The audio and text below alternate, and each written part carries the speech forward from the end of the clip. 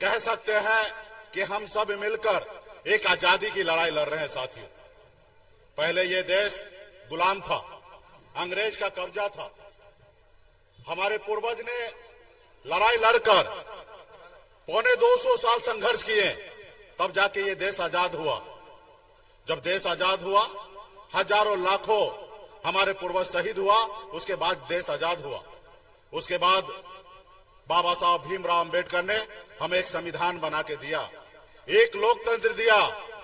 पहले राजतंत्र था, बाद में लोकतंत्र आया, लोकतंत्र दिया। लेकिन साथियों, आज ये लोकतंत्र जो है वो खतरे में है। साथियों, ये लोकतंत्र खतरे में है। आज संविधान बदलने की बात हो रही है।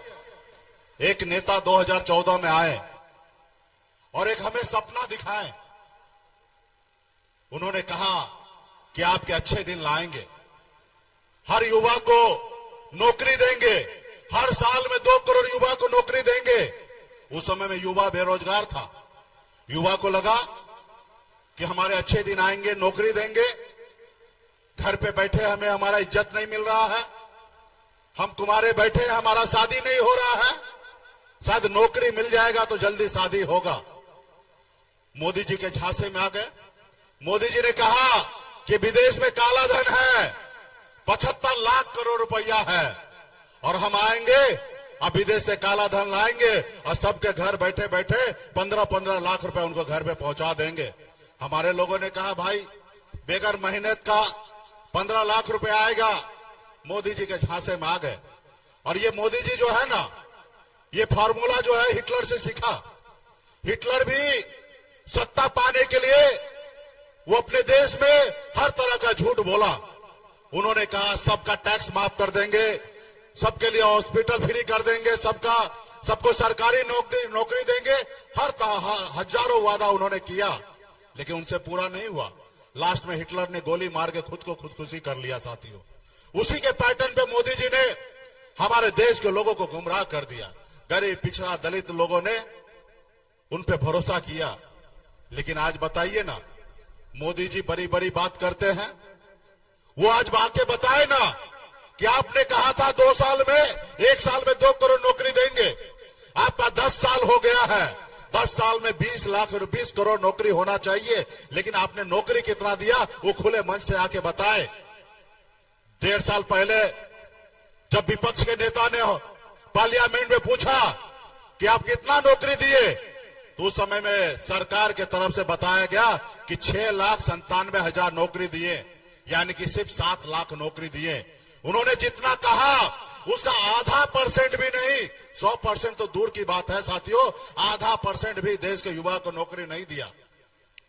विदेश का काला धन, क्या कितने बड़े बड़े उद्योगपति पैसा लेकर विदेश भाग गए, कोई अता पता नहीं है साथियों। तो इसलिए साथियों, आज वो आपको आएंगे, आपको गुमराह करेंगे, धर्म के नाम पे लड़ाएंगे, मंदिर मस्जिद के नाम पे लड़ाएंगे। साथियों, एक बार गलती कर ले, 2 बार गलती कर लीजिए, लेकिन तीसरी बार अगर हम गलती करते हैं तो समझिए हम खुद नासमझ हैं साथियों। इसलिए साथियों, अपने दिल पे हाथ दे के सोचिए, अपने बच्चे के सर पे हाथ दे के देखिए और सोचिए अपने अंदर आत्मा से, क्या मोदी जी सही काम किए? कुछ आपको अंदाजा मिलेगा कि मोदी जी कुछ नहीं किए। तो इसलिए साथियों, आप सबको, हम सबको, इसलिए हमारा बाबा साहब भीमराव अंबेडकर ने 5 साल के लिए चुनाव रखा कि नेता आएंगे, वोट मांगेंगे, अगर 5 साल में अच्छा काम नहीं करेंगे तो आप उसको बदल दो। इसलिए साथियों, जनता मालिक होता है, ये देश जो है आपका है, किसी का जागीर नहीं है साथियों। ये देश आपका और हमारा है, एक जनता का देश है साथियों। आप इस देश का राजा हैं, आप इस देश का मालिक हैं, और आज आप उनसे पूछ रहे कि हमको नौकरी कब दीजिएगा। अरे आप एहसास कीजिए, अगर 10 साल में नौकरी नहीं दिया तो अब कब देगा भाई? अभी इनको बदलने का समय आ गया, इसको बदलिए साथियों। इसके जगह कल हम भी आए पावर में, अगर हम आपसे वादा करें और हम आपके वादा पे खरा ना आए तो हमको भी 5 साल में बदल दीजिएगा साथियों, सिर्फ 5 साल में बदल दीजिएगा। जब तक आप आंख नहीं दिखाइएगा, जब तक आप उंगली नहीं उठाइएगा, तो नेता आपसे डरेगा नहीं, आप पे शासन करने लगेगा साथियों, शासन करने लगेगा। इसलिए साथियों, ये समय जो है हम कह सकते हैं कि आजादी की लड़ाई है साथियों। आज हम लोग लड़ाई लड़ रहे हैं, संघर्ष कर रहे हैं। ये लोग कोई गरीब के लिए सरकार नहीं है, ये अडानी अंबानी का सरकार है, कभी किसी गरीब पिछड़ा का सरकार नहीं है। आपने देखा ना, हम गरीब मछुआरा परिवार में जन्म लिए, संघर्ष किए। हम ऐसे घर में जन्म लिए जहां एक रोज मछली ना मारा जाए तो घर में दूसरे रोज खाना नहीं बनता। ऐसे गरीबी परिवार में मैं जन्म लिया। 18 साल की उम्र में, जिस उम्र में बच्चे को खेलना कूदना होता है, उस उम्र में अपने गांव परिवार को छोड़कर बम्बई जैसे शहर चला गया। वहां मेहनत किया, मजदूरी किया, संघर्ष किया और संघर्ष के बदौलत बम्बई जैसे शहर में कामयाबी का झंडा गाड़ा। फिर मैंने देखा कि लोग चांद पे घर बनाने के लिए सोच रहा है, लेकिन इस धरती पर हमारे लोगों के लिए बिन बेलदार नोनिया मला चाय तियर बन पर अति पिछड़ा दलित भाई के लिए इस धरती पर रहने के लिए घर नहीं है। अब मैंने बम्बई के ऐशोआराम जिंदगी को छोड़कर पिछले 10 साल से बिहार में मैं संघर्ष कर रहा हूं। अब मैं संघर्ष करते करते 2020 में आप सबको जानकारी होगा, हमने 4 विधायक बनाया। ऊपर वाले की कृपा से हमारे पास ऐसी शक्ति था, एक तरफ 74 विधायक के पास जितना पावर था उतना 4 विधायक वाले के पास पावर था। अगर हम नहीं समर्थन देते तो बिहार में नीतीश कुमार बिहार का मुख्यमंत्री नहीं बनता साथियों, मुख्यमंत्री नहीं बनता। लेकिन हमने उनको मुख्यमंत्री बनाया, हम मंत्री बने और हम कुछ काम कर रहे थे तो देखा, जो कल तक हमारा गुलामी करता था, जिसका बाप दादा मेरे पीछे घूमता था, आज मालिक बन गया है। इसको रोको, नहीं रोकोगे तो आगे बढ़ जाएगा। हम अपने अधिकार के लिए लड़ाई लड़ने के लिए यूपी चले गए। हम 50 जगह चुनाव लड़ाए, उनको अच्छा नहीं लगा। हमारी लड़ाई है साथियों, हम बिहार में राजनीति करने के लिए नहीं आए थे। जो हमारी लड़ाई था कि निषाद को आरक्षण मिले, जब बंगाल में आरक्षण है, दिल्ली में आरक्षण है, तो बिहार में क्यों नहीं होना चाहिए, हम इसकी लड़ाई लड़ रहे थे। और उसकी लड़ाई हम जब लड़ने लगे तो उन्होंने हमारे विधायक को खरीद लिया, हमको सरकार से बाहर कर दिया। जो सरकार हमने बनाया था, हमको रोड पे ला दिया, संघर्ष करने के लिए ला दिया। और हम भी निषाद मल्ला का बेटा है।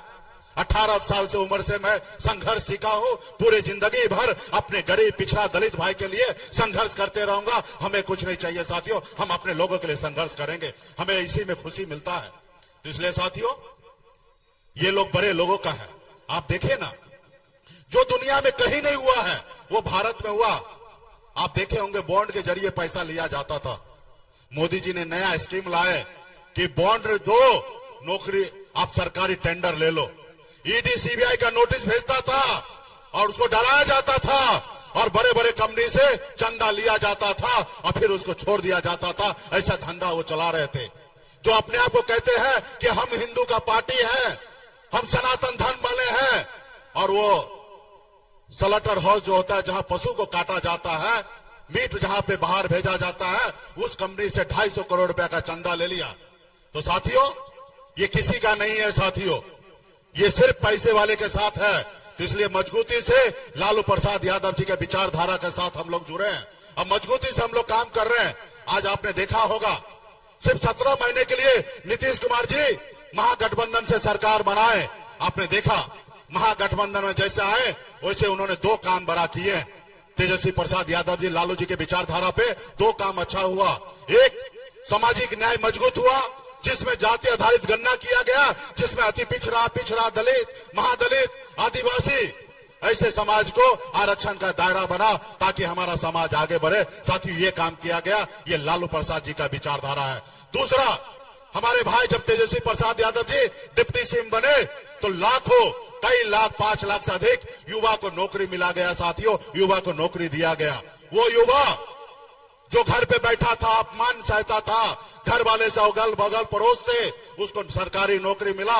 और इस साल आप देखते होंगे आपके गांव घर में बैंड बाजा बहुत बजता होगा और बहुत बजेगा। क्यों? क्योंकि उसको सरकारी नौकरी मिल गया। और जब सरकारी नौकरी मिल जाता है तो उसके गांव समाज में जल्दी रिश्तेदारी मिल जाता है, उसके घर पे शादी ब्याह हो जाता है। इस साल आप देखिएगा, लाखों की संख्या में शादी ब्याह होगा, क्योंकि वो युवा को तेजस्वी जी के नेतृत्व में सरकार बन गया। इसलिए साथियों, ये हुआ। तो इसलिए साथियों, हम आप सभी के बीच में आए हैं।